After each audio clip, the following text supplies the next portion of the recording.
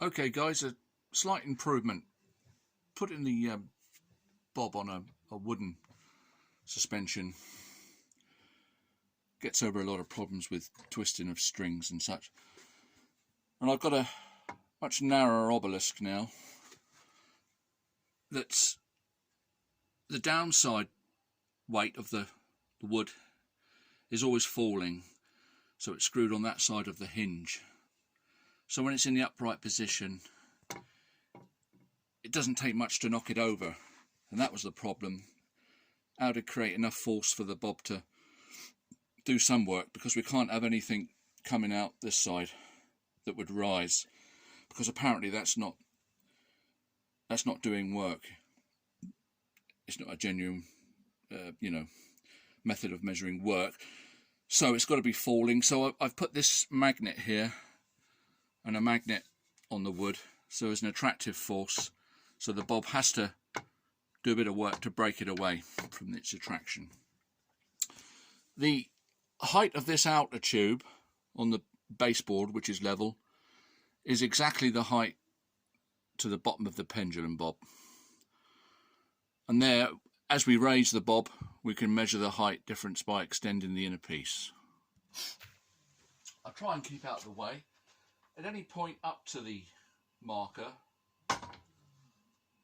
it doesn't quite break the board from its attraction with the magnets. Just so that it's sitting on top of the marker, it just breaks it free, so it's very sensitive. Okay, and I've made a mark there for that height. We'll put the half mass on and then we'll mark that height.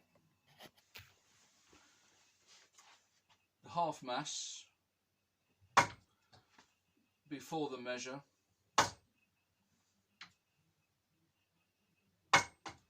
not quite enough. On top of the measure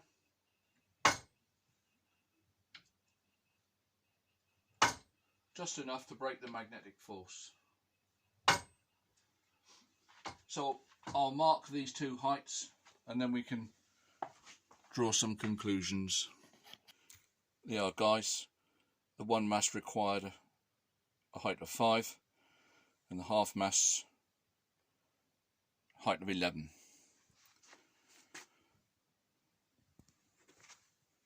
Two times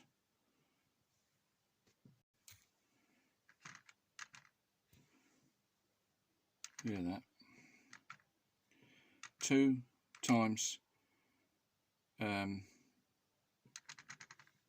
on a minute, 2.2 times 5 equals 11. So the 11 is 2.2 times the 5. 2.2, the square root is a 1.4. So we're going at 1.4 the speed to knock the same bit of wood with the same force, proving that kinetic energy is much closer to the result you would want than momentum. Again, 1.4, here we go again. Bye for now.